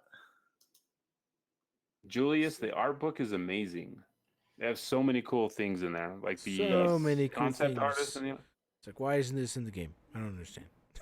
I could probably tell you an answer to that hypothetically. Hypothetically, Mining coins? Are you like using your GPU to mine coins with Anthem? Is that what's going on? Fixer didn't happen, says Rusted. Yeah. I mean, I still have like 73,000, and I've spent all my coins on the armor that you could only buy with coin in the game. I purchased all that, and I still have 73,000 coin. I don't even farm coin. Like farming don't those either. dailies is like the least interesting thing to me. So I don't even care. I just log in and blow stuff up, man. That's what I enjoy. So it's I'm on your level right there, Wade. Well, since the Yeah. PTS has come out, I haven't played the regular Anthem game since. So, like, I'm not doing anything in that game, and because all I do Okay, is so play the JD, PTS. there is the storm armor that Talon wears from the cinematics. That storm armor is still not in the game, but we do have a model for it. So there's one that's not there yet. All right. I am sending it to you right now. Rusted, that's why you avoid the launch bay. I've only ever been in the launch bay one time when they made us go to the launch bay. Other than that, I've Lies. We never were been there in just there. the other day. When? No, It's- we weren't. At EA the Play, one- we were. Oh, that doesn't count. the We were one- still there. Fair enough, Devon. I guess it still counts. You're right. Yeah. My Now, character wasn't there. The one I'm talking about is in the image that I sent you. It's in the upper left. Now, looking at it now, I see that the chest, arms, and legs are from different sets, but that helmet was still in the This Is Anthem video, and that has not shown up yet. Yeah, I haven't seen that. I mean, I don't know why we don't just have like, hey, if It's you can just cool-looking buy a helmets. helmet separately, yeah, just sell the helmet separate. Well, It yeah, doesn't I need mean, to be part of a gear set. so like this is I know I said it in the podcast like way back when, but like that's one of the advantages of like well, it's kind of like how the advantage to how like Warframe does it, which is basically you can buy the entire armor set, and the entire armor set when you purchase that, it's basically kind of like a bundle deal where each part is cheaper than if you were to buy all 4 parts individually. Like, and that's fine. I'm good with that. But at the same time, like they put out the sets, you can also buy them individually.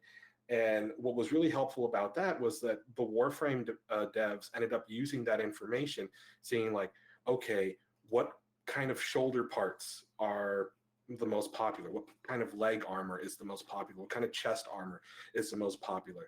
What kind of, cyan dana is the most popular? And it ended up What? What did you say?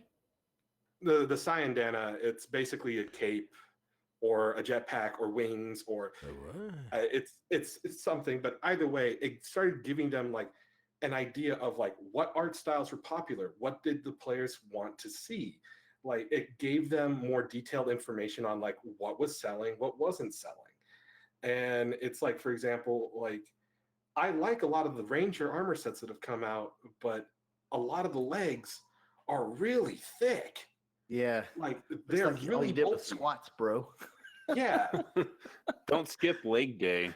It looks like this guy did like double leg day for like 3 years straight. Like, and it makes everything look like proportional. You end up having kind of like a weird bell-shaped Ranger javelin because you got like kind of like, skinny shoulders, a small head, and then these big old legs. And it's just like, So I think one of the things that might have trapped them into that position is because they have a base suit that everything goes on top of. Instead of being able to just like swap out the actual legs, it's just items that go on top of the legs, which is kind of an interesting decision. But I mean, maybe in the past I was like, hey, this is what we need to do in order to get the game out. But now it's kind of like, okay, how do we do this now? Can you course correct that? Or does everything just have to be geometry placed over what we currently have?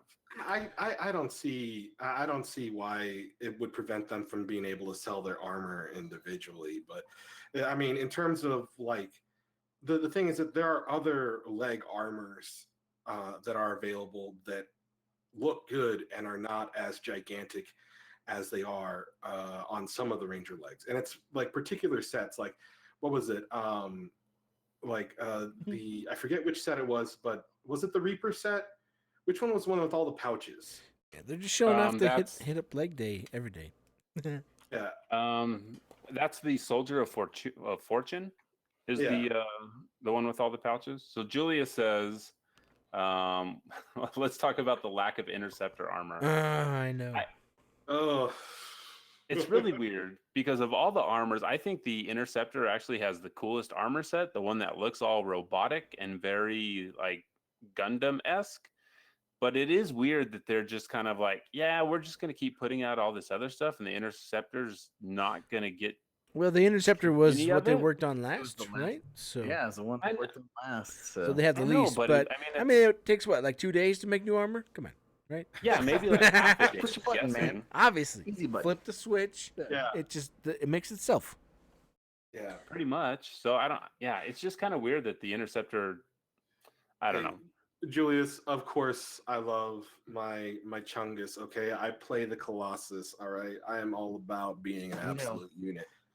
I would like to see, like in the future, if they do more game modes and things like that, having maybe like legendary armor you can only pick up by doing that game mode. So Hey, let's not talk about rational ideas Come that on should have been in now. the game. I mean, So It's like, yeah, I don't like, even like legendary armor. Like that should be below masterwork, because Yeah. anyways, that's a long I discussion. mean, the original looks great, right? That was discussed in another podcast.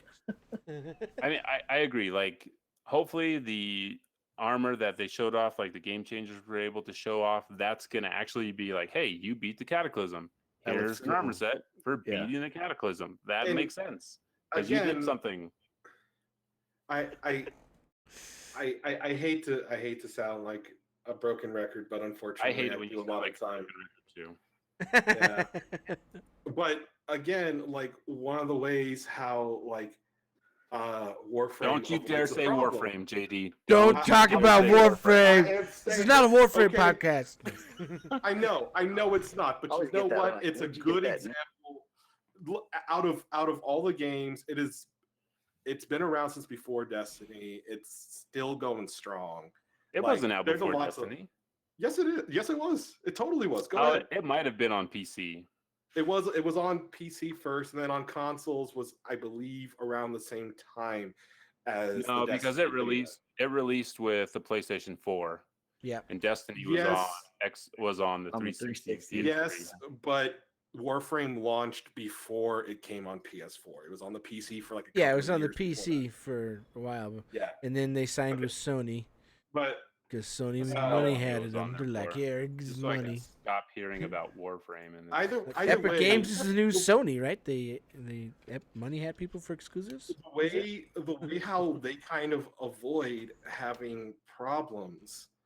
Having problems with like not enough armor sets, not enough cosmetic items. They have something called Tenogen, and that's where artists and like 3D modelers from the community like submit their own creations. Fans and stuff vote on them and that sort of thing. And they have a whole system worked out where like the ones that make it onto the store and that are then put into the game proper, and it goes from not just PC but to console as well. It really ends up like they end up getting a portion of the proceeds from the sales. Like the creators get royalties for creating it, and then of course Warframe gets the rest. But it works. It gives them more content. It has better community interaction. It's something that's been going on for a while, and it works. And I would, if they could do that with Anthem, that would solve a lot of problems. Gives BioWare more content to sell, more armor to sell, more cosmetics to sell. I don't think they can do that though, because it's not a free to play model. Yeah. Now it's Yet. but we still It's have the not free to play yet. microtransactions. We still have the armor things. Like, Yeah. I mean, it's just an item. I'm sure it could be worked out. Am I an expert on how it could be worked out? No, but it could be worked out. It's not without the realm of possibilities. I think our biggest Rest of them. problem, right, is we compare Anthem, which has only been out how long now, Steven? Like 135 days. 135 days, to games that have been out for years and billion years, days. right? And so it's hard. I mean, there's all these things that we want, That's what she said. you know. There's all these things that we want to have in Anthem, but you know, the game has to mature, you know, and go through the same process the other games did. And granted, you know, it was in development for 6 or 7 years. You know, at least it was in you know, trying to be in development for that long. But we just have to kind of be patient in that. But we don't have patience. We want it all. We want it now. I mean, and Warframe's been out 5 years. yeah, you know. So and Anthem's only been out for a couple months. So I've said Rusted in this. the chat says Wade sounds a lot like John Warner. So Wade, Hello. I need you to say, what does John say that he said it at the release in 2017? He says, this is the world of Anthem. So you just need to sound like John Warner and say, this is the world of Anthem. This is the world of Anthem. You really do sound like John Warner. are you sure you're not John Warner? No. You could be John Warner. I'm gonna pull up that video and we're gonna play it side by side because I have to hear it. We've never seen John Warner and Wade in the same room at the same time. room at the same time. Whoa. Much like myself and Lupo, it just hasn't happened. You know, while you're looking that up, I was going to say that, like, I've said this since day one, that I feel like Anthem is on the same cycle as like Star Wars Battlefront 2 was. It's a live service game. You got to build up that foundation. And then I think in a year from now, when we're having this conversation, we'll be like, oh, look how much content this game has now. Mm-hmm. The hard part is just being patient, you know. Yeah, it's especially difficult. Well, it's especially difficult when, like, you have such a, how to phrase this, because I know, like, if I say such a solid foundation, people are going to be like, well, there were problems at launch and blah blah blah. But I mean, like, the core gameplay mechanics, like Wade was saying, the bones of the game earlier, like the combat is so much fun. Like, the customization has a lot of potential. Like, that's it's great. It's awesome, and it's so awesome that you want to do more with it. It's kind of is the perpetrator or the perpetuator of its own biggest problem right now, which is the core gameplay is so much fun that it ends up leaving you wanting more of it, to spend more time. But the whole thing is that you end up spending so much time just with the same, like, 6 things, and you end up getting bored with it kind of quick. So Rusty, I just read his comment. Hi, I'm John Warner, game director for Anthem.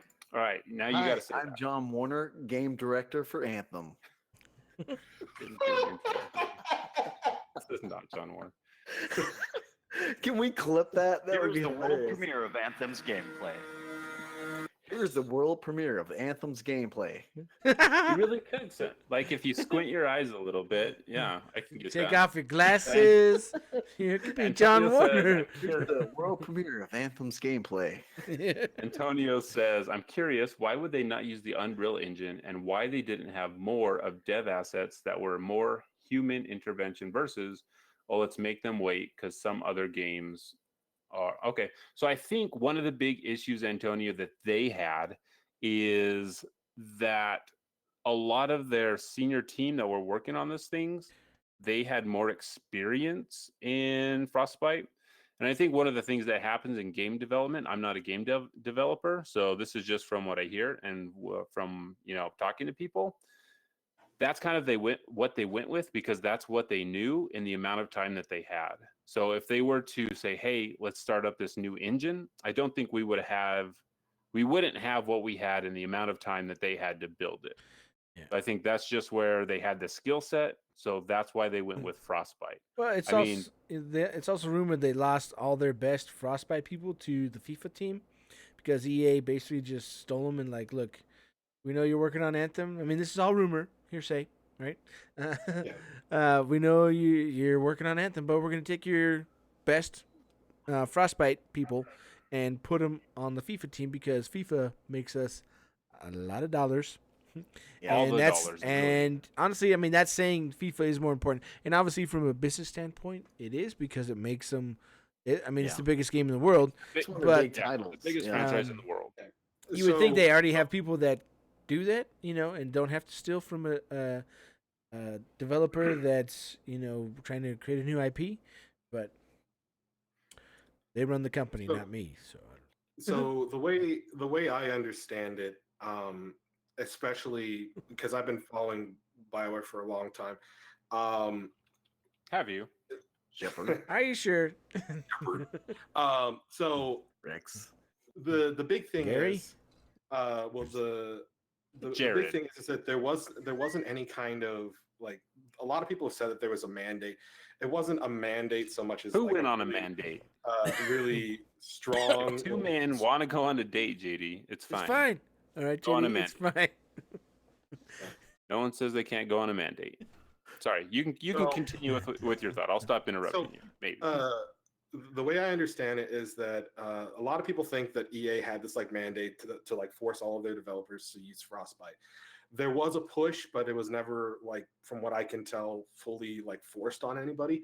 The decision was made by the higher ups at BioWare at the time, which I believe this was Casey Hudson before he left BioWare to go work with HoloLens. And I think maybe Aaron Flynn. It was who was it? The guy that used to run DICE and created the experimental team that was doing all the, engine stuff for Frostbite. Who actually left the company like a year later. Yeah. And I forget there was just an article about him because he had like a $20 million bonus for incentive for staying on, and he still left EA and went and formed Yeah. a new studio. But So- yeah, good. Basically the way I understand it is that the upper management at BioWare decided to go with Frostbite. Now I do not know how similar Unreal Engine 3 is to the Unreal Engine 4, but it could have been a possibility because they made the entire Mass Effect trilogy on the Unreal Engine. I think they used a different engine for Dragon Age Origins 1 and 2. I don't know the name of the engine off the top of my head. I want to say it's maybe like Euphoria or something like that. I thought they used Frostbite on Dragon Age Origins. They used Let's Frostbite on see. Dragon Age Inquisition, Oh, but on Inquisition. Dragon Age Origins and Dragon Age 2, they used the same engine. Mass Effect 1, 2, and 3 were all made on the Unreal 3 engine. They used So- the Eclipse engine for Dragon Age Yeah, Origin. so- I knew it started with an E. I just couldn't remember.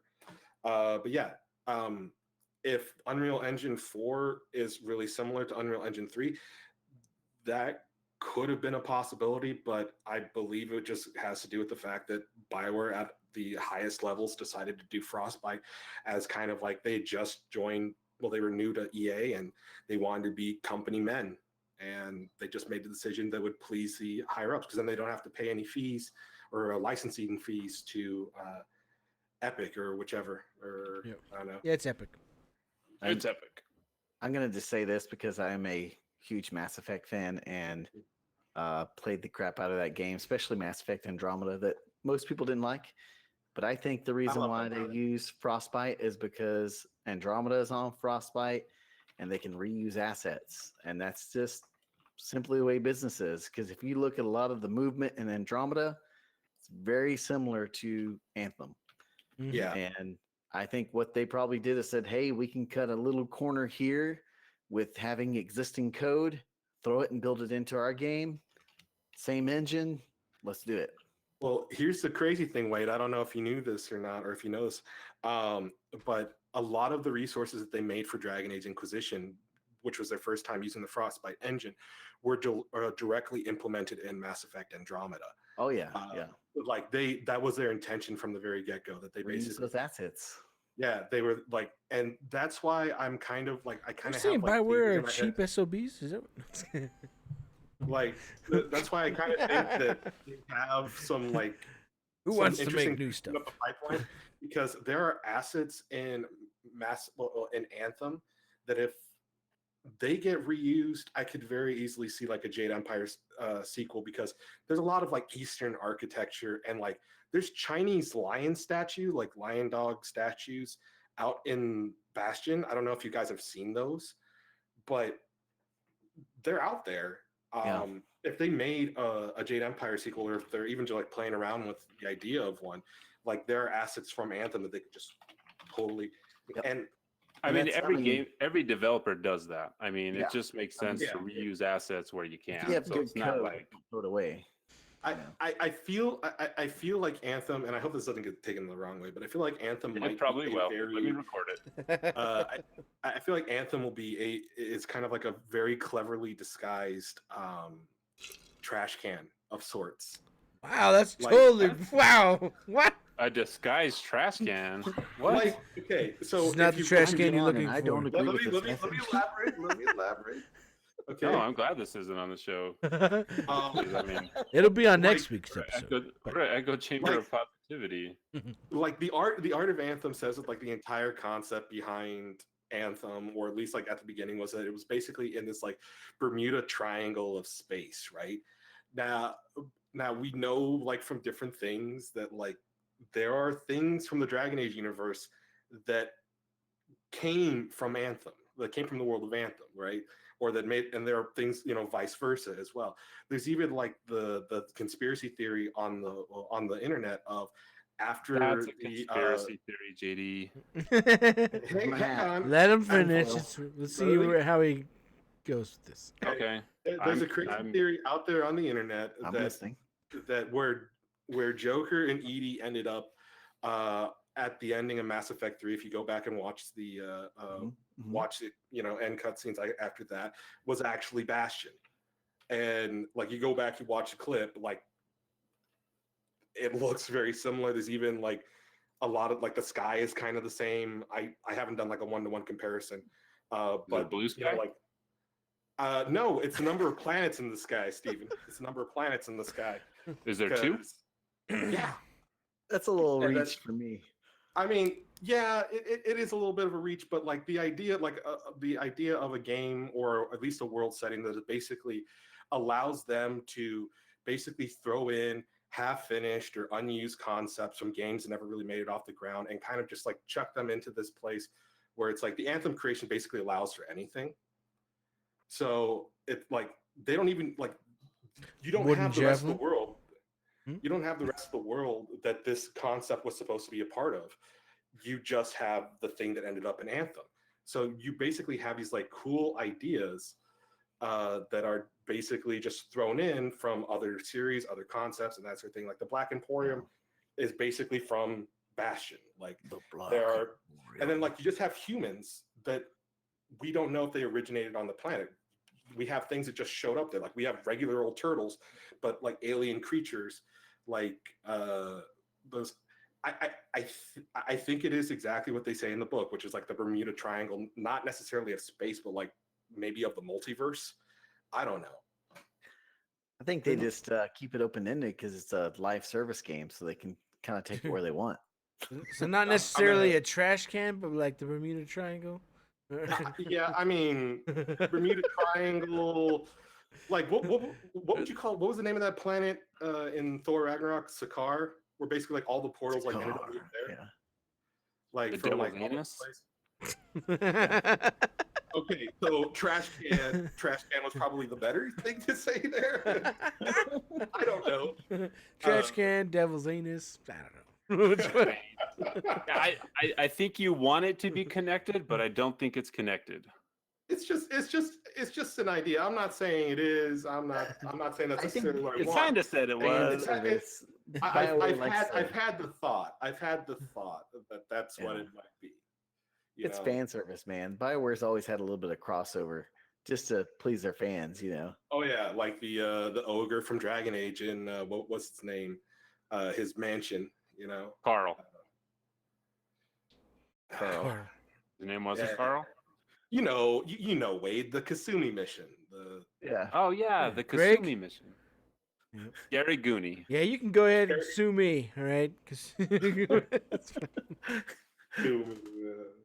So So Rusted says, this is why BioWare as a whole has failed Anthem. There should be mini stories to supplement a game like this. And I think it's coming. I hope I mean, to not have novels or I'm not a fan of the comics. I think the story told in the comics was quite bad. And like, I'm curious as to why they chose that story to tell. But I mean, there's so much that you can do. I mean, even in the Cortex that we have now, the story of the Freelancer 3, we have even the radio plays that we do have with Crimson Lancer and all that other stuff. Just putting those out as stories on your website could do so much more for the lore of the game, or even throw it in the game. I mean, there's so much there that they have already that they can expand upon. That it's like, you did the work. Just continue on and let us read that stuff. Because I don't know if you guys have read the Cortex a ton, but there's a lot of cool stuff that has to do with Helena and then the Legionnaires and everything that they did. There's a sentient sword. I forget what her sword is called. I think it's called the Voice of Heaven. I think that she stole from Fulminus. I mean, there's a lot of people that are like, "Hey, the sword was figurative; it wasn't real." And then a lot of people are like, "No, it was real, and this is what she used to defeat the Urgoth." So, I mean, there's a lot of cool stuff in there. They just got to use it instead of telling a story of an angry freelancer that is just going to be angry at Yarrow the whole time. But the art was good, but other than that, I don't know. It's true. I wish it was better. But it wasn't, so that's what we got. That doesn't sound like a shill. All right, you're not supposed to talk. No, we are negatively. we are echo chamber positivity. All we say are good things about Anthem, and that's all we will ever do. So, do people that actually listen to the show say stuff like that to us, or were these just like general comments just made at us because these were general comments made at Game Changers on the Reddit, just in general, like Game Changers are shills and they have no credibility and they're just, making all that BioWare money that they're sending our way, which is quite a lot of money, guys. So I bought this new hat. It's not because I have a full-time job or anything. So Julius says, "Oh yeah, I think Striders were moving around, right?" So I think that. So Julius, did you see the Striders moving around in the legendary mission? Because I know in one of the legendary missions there are some scripted Striders that actually move and go down, if I'm not mistaken. At least that's what I remember from the playthrough, 125 days ago. But my memory could be a little foggy. Because I think we just, we pulled all-nighter going through all that content. Yep. Pretty much. Yeah, I played that first couple of content like 3 or 4 times because I would play, then Mike got on, and so we started over again. And then Fluffy got on, and we were playing with him, and then you got on, so we started again. It's like, oh, man. Well, I think the problem, we kind of did it to ourselves that we burned through that content so quickly. Oh, yeah. I mean, we burned through it so fast it melted my computer. But so let's see. Antonio says, "Is it just me, or when you're getting into your suit, why does it show you in a hangar that's dark and big, giant cables hanging instead of showing in Tarsus? Can we find why?" Oh, so I think what's actually happening, Antonio, that platform actually goes up an elevator. Goes in and so it goes up to the top of the fort. So it gets dark because you're in a shaft and you're getting pulled up to the top of the fort. It's like in the original trailer from 2017. Shaft. Yeah. So, I mean, it would be really cool to see that full animation, but my computer loads fast enough that I only ever see the first half a second. And then I don't get to see it anymore. That's a loading screen I wouldn't mind seeing. Yeah. Well, when you have a nice solid state drive, I mean, at least next gen consoles will have that. But so you'll understand if you buy the next gen consoles. Oh, hey, I play on PC too, man. I play on PC too. Hey, I'm just saying. JD doesn't know what it's like yet. All right. I mean, I used to play. I used to play on PC. It's just that. Things have advanced in the last 7 years. Since playing Unreal Tournament 2004. Actually, this is how I know that Warframe came out before Destiny, because I played it on PC when it first came out. Yeah, it came out in 2013. So Yeah, and my PC was made I think in 2012. So And I think Destiny came out in 2015. 2014. 14. Yeah, fall of 2014. September 2014. Yeah. So Julius says he took 3 days off of work when it came out. Devin, how much time did you take off? I think almost a week. I had originally planned for a week, but I ended up taking the Friday, right? Because the way it came out with their launch was really weird, and they changed things, and they did it. So you guys got to play Thursday. Yeah, in the because we middle played of the day. middle of day Thursday because I got off early, and then because it was available at 3:00 our time here in New Mexico, so we played from 3:00 that afternoon, all day and night, and slept maybe 2 hours or something like that, and then we played Friday. Whatever, you guys slept for longer than that. You guys were lightweights. Well, because we'd already played all this, Steven. You should have been here. So I wasn't. I was working. And then we were playing on, all weekend, and you were like, I broke my computer. That was the worst, man. That sucked. But anyways, no, yeah, I took a couple days off that next week. I think I ended up only taking 3 or 4 days. But Wade, did you take time off? No, I did not. I just I'm a late night grinder. I get up at 4, well, not 4, 5:30, 6 o'clock, and do stuff right before I have to go to work, and then I lunch break it, and then afternoon. That's usually my game schedule. Very nice. Since I work from home most of the time, so. What do you do for work? Is that something you can put out into the internet? It's top secret. If it's top secret, can't that's talk fine. about It's it. governmental work. I understand. Yeah. I understand. Wait, so you have 4 children, correct? He's in those 4. gigolo chat rooms, is what?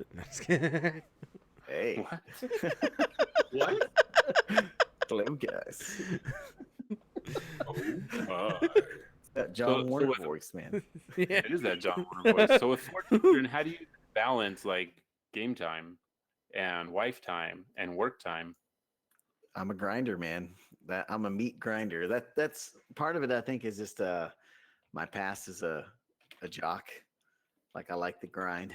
I like being active and just going and pushing. And the way my mind works is I can't sit still for 5 minutes. I got to be doing something and filling my time with something. But my wife is a really good scheduler, and we have a shared calendar on our phones. So it's okay, what's today's? This is that, and my wife is really supportive as well.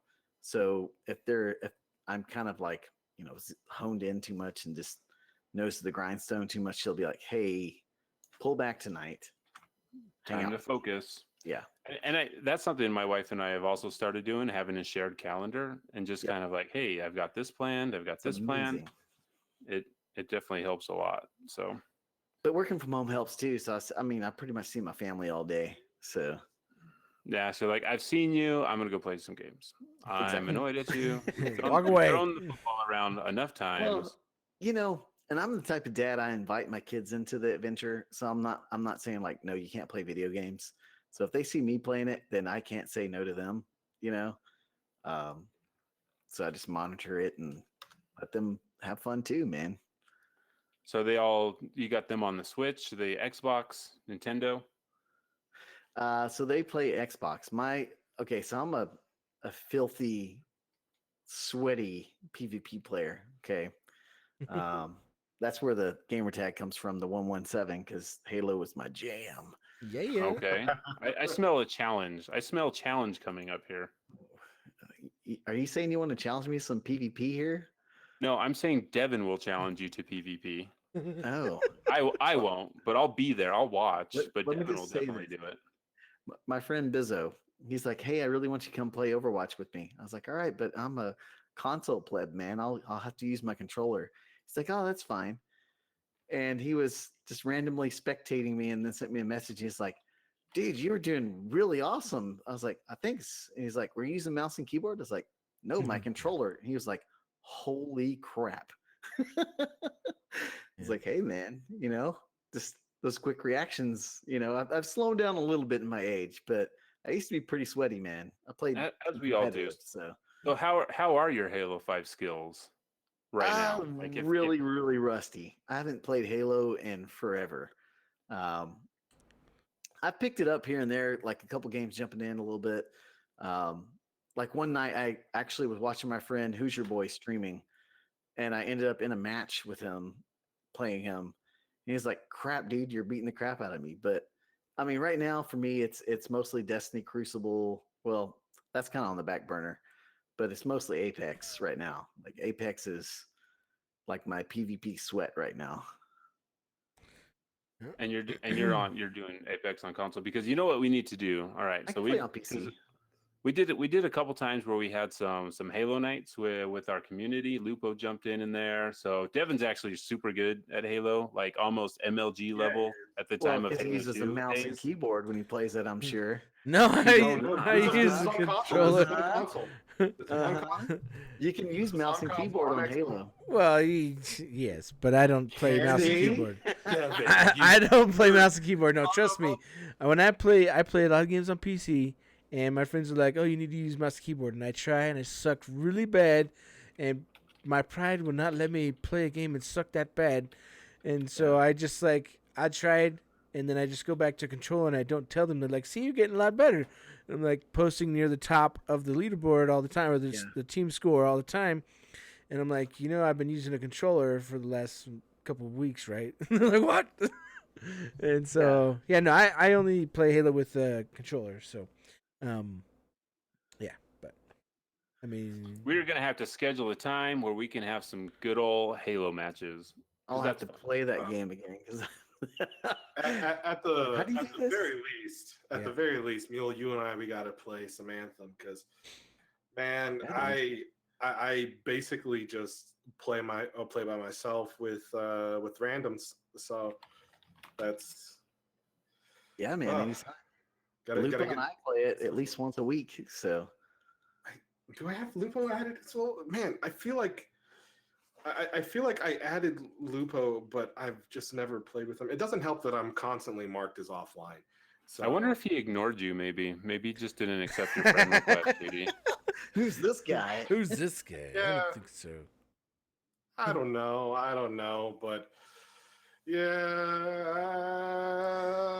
I guess everybody just hates JD. No, we all care about JD, right? So Julius says he's been watching a bunch of Halo lore. So Halo lore is like one of the main reasons I actually got into Halo, because it has good backstory. The books are written really well for the most part, minus the Greg Bear stuff. Karen Chavez stuff. That was a rough couple years for those two. Like the Halo rings, the Forerunners, the precursors, just the idea of the Spartan program and the Orion program and everything that they have in there. I mean, it's very rich backstory that, it's fun to be in that universe. It's really cool stuff. I haven't listened to she was the latest book. I think the latest book came out. It was the one with Chief. Was like, which one was it, Devon?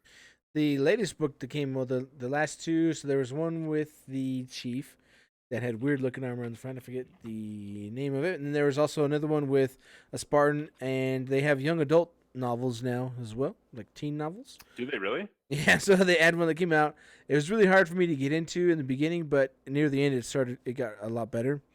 So that's a whole new series they're doing there, where it's like a team made out of young adults, kids or whatever, teenagers, and that have different backgrounds and could do, fit a specific role in the team, and they're led by a Spartan 3, or Spartan 4 now. So the most recent one that came out was Halo Silent Storm by Troy Denning. Yeah. Almost a year since they gained it started contact, because I know, so from the last teaser that we got for Halo Infinite, it seems like it starts after, like maybe a year or so after. It's a couple years after. I thought it was 3 years. I thought they said it was 3 years after Halo 5. I was super distracted. We were trying to win a contest while all that was happening, and they had. It was a pretty rough contest. Well done, Wade, to you and your team. You fought a good battle. No, it's good. Is there something going on with chat? It's not letting me type anything or send anything. I think Are I you guys banned you banned? from the It's chat. a secret. No, I think no, it's working for me, JD. I don't it's have working any for me. issues on it. Let me Julie refresh. says, I didn't even know there were humans that were highly advanced before. It's augmentation. Yeah. So good stuff. Hopefully, Anthem can kind of like pick up a lot of the slack on that lore because I would love to have a book. I don't even care. I mean, it would be nice to have it pre our time and go back to the time of the Legionnaires before they had weapons because all they were using were javelins and spears and swords and stuff. So that sounds like it'd be a lot of fun to read about that stuff, but we'll see in the future if that ever happens. I hope it does. Maybe Rusted can get on that. Rusted could write it for us. So Yeah, well, right on, I guys. know. Go ahead, JD. I won't cut you off anymore.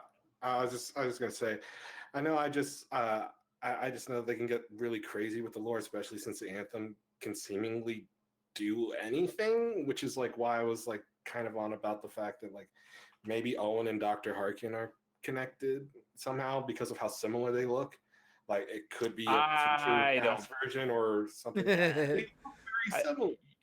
You have a lot of good conspiracy theories, I have a lot of tinfoil hats. I wear different ones on different occasions. Those are the only hats I wear. because I don't think they look anything alike. Like, but they after cover playing up your through hair, this- JD. Yeah. You can't cover up. You can't wear a hat because you have hair, so you can't put it on. But yeah, I don't think they I'll look put it on anything my- alike. They on don't my sound face for anything now. alike. I mean, Owen's French, so Has Harkin even spoken? yes. Seriously, when? If you play the PTS. Maybe you haven't gotten there yet. Well, mama. All right. Well, I think we got to end it there for tonight. I got to wake up in a couple hours. Whatever, lightweight. Wade, thanks for hanging out, man. We'll have to do it again. It's fun. It was a lot of fun. This Like is what some we good do. We games. just this is Now, how really, this what I'm show going to do usually is I'm goes, going to so. log off and go play Halo 5 because I'm like, all right, I got to. If Steven's going to talk about a game, I got to get back into playing this. Can I tell you about a dumb game that I've been playing? So it's a battle royale on the phone, and it is Flappy Royale. So it's Flappy Birds, but there's 100 people in there, and it's stupid. But I played it for like 20 minutes, and the time passed super fast. I got second place. I didn't get a first place, but Flappy Royale. It's in beta on iOS, so you guys should get it. Check it out. It's stupid fun. It shouldn't be this fun, but it is. I'll report back when I get a Flappy Royale. So, all right, chat. We appreciate you guys hanging out, especially when we talk about a lot of nothing. So you guys make it all worth it. We really appreciate you guys, and we'll catch you later. Yeah.